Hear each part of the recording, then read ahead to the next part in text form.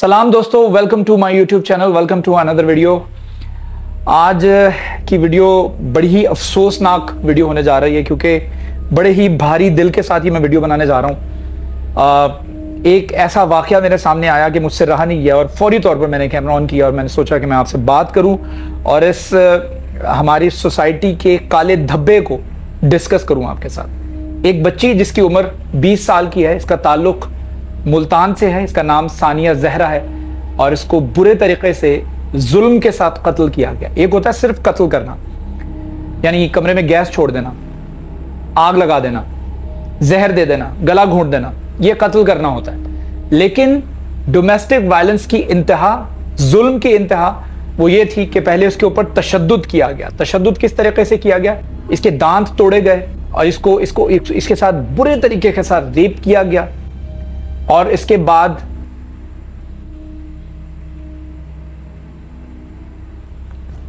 इसकी जबान काट दी गई। Can you imagine? इसकी जबान काट दी गई। उसके बाद इसको कत्ल किया गया और उसके बाद इसको लटका दिया गया। और ये सब किसने किया? इसके अपने खावंद ने, इसके अपने हस्बैंड ने।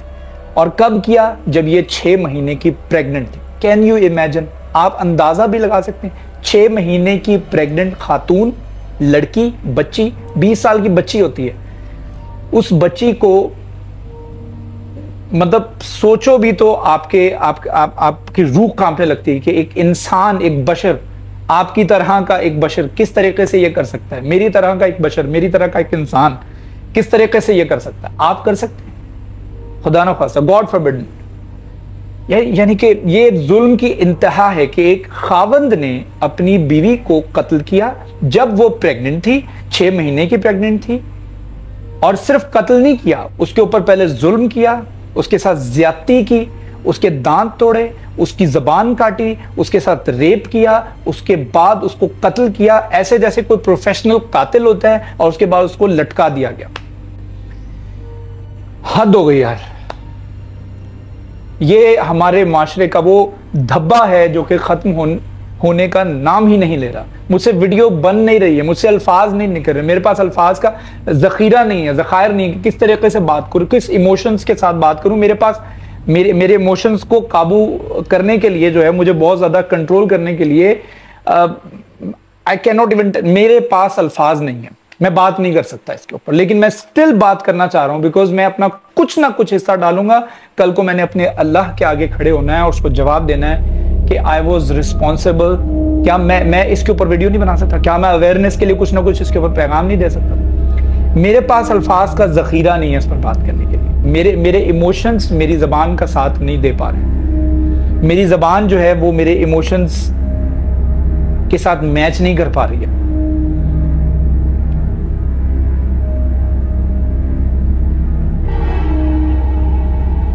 मुल्तान से इस लड़की का ताल्लुक था।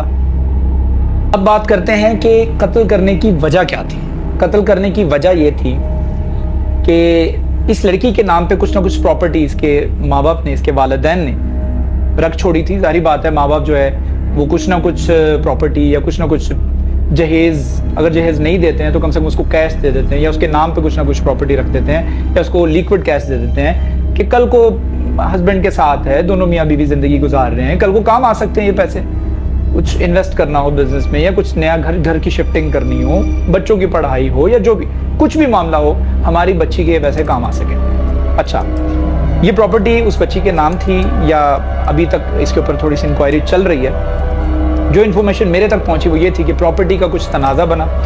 लड़के ने, इसके हस्बैंड ने, जो कि देखने में एक आम आदमी लगता है और अच्छा खासा समझदार लड़का लग रहा है, लेकिन है इसके बिल्कुल मुतरादिफ। ये इंसान नुमा जानवर ने उस लड़की को, यानी अपनी बीवी को, वो प्रॉपर्टी बेचने के लिए कहा कि मुझे बेच के इसके बदले मुझे पैसे चाहिए। जिसके ऊपर कुछ बहस वगैरह चलती रही और काफ़ी अरसे से बहस चल रही थी और ख़ातून ने, यानी उस बच्ची ने मना कर दिया कि मैं ये प्रॉपर्टी तुम्हें नहीं दे सकती।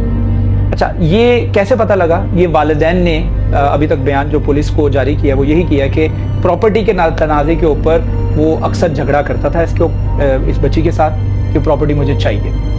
और इस बच्ची ने बेशतर दफ़ा इनकार किया कि अभी मैं प्रॉपर्टी तुम्हें नहीं दे सकती, या अभी हालात ऐसे नहीं कि मैं तुम्हारे नाम कर दूं या तुम्हें बेच के इसके पैसे दे दूं, या उसने कुछ ना कुछ आर्गुमेंट किया।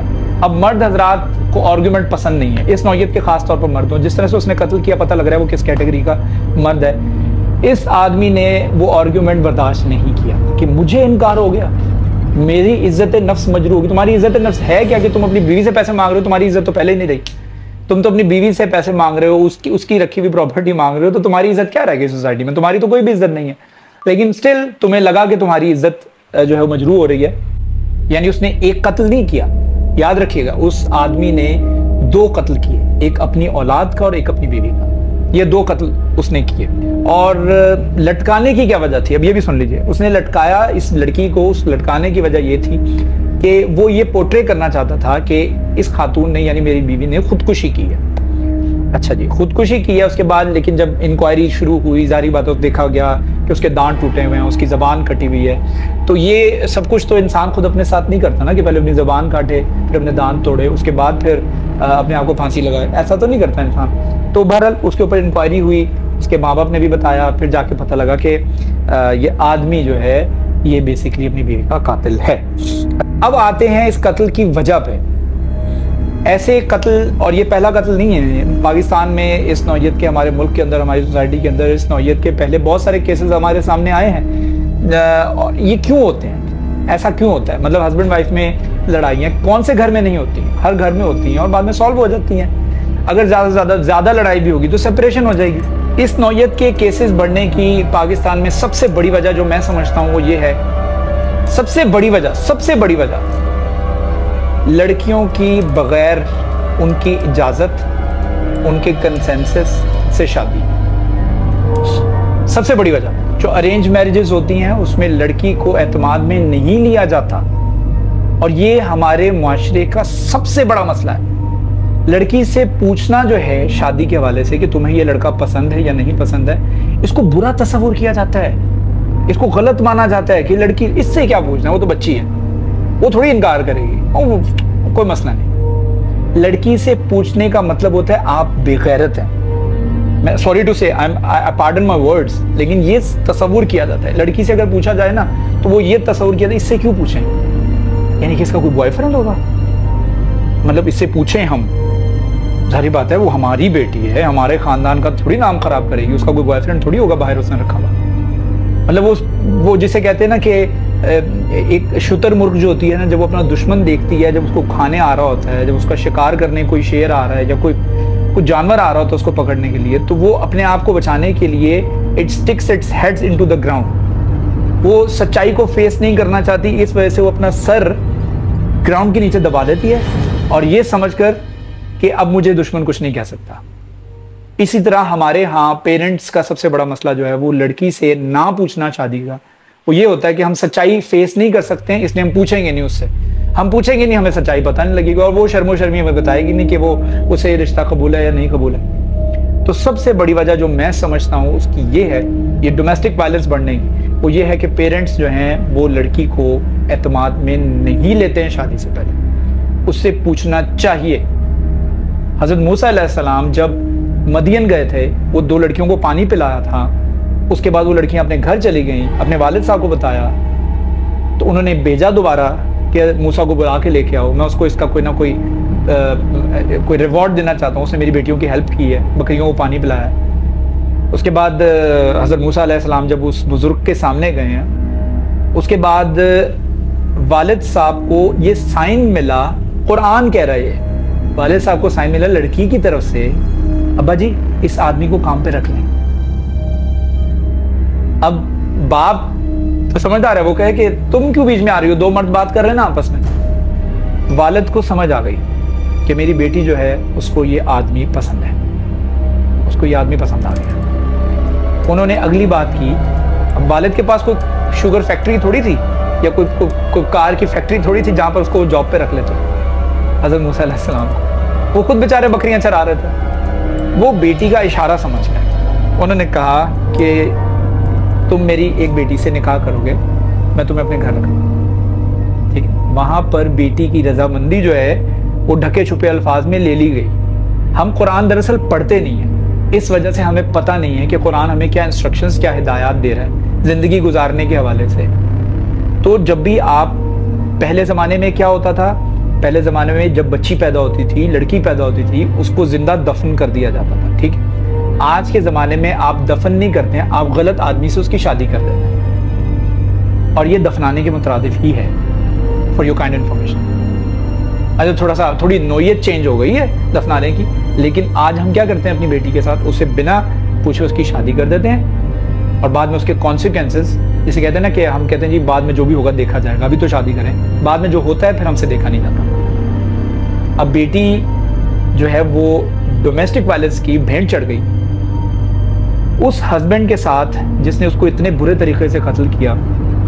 जाहिर बात है उसकी इंटेंशन पहले से सही तो नहीं, ऐसा तो नहीं होगा कि बड़ा प्यार करता था, लेकिन सिर्फ उस वक्त मौके पे गुस्सा आया तो उसने गुस्सा निकाला, और गुस्से में उसको ना सिर्फ उसका दांत तोड़ा, उसकी ज़बान काटी, बल्कि उसको लटका भी दिया। इतनी एनिमोसिटी किस तरीके से हो सकती है एक आदमी के अंदर? प्यार के बाद ऐसी एनिमोसिटी तो नहीं आ सकती।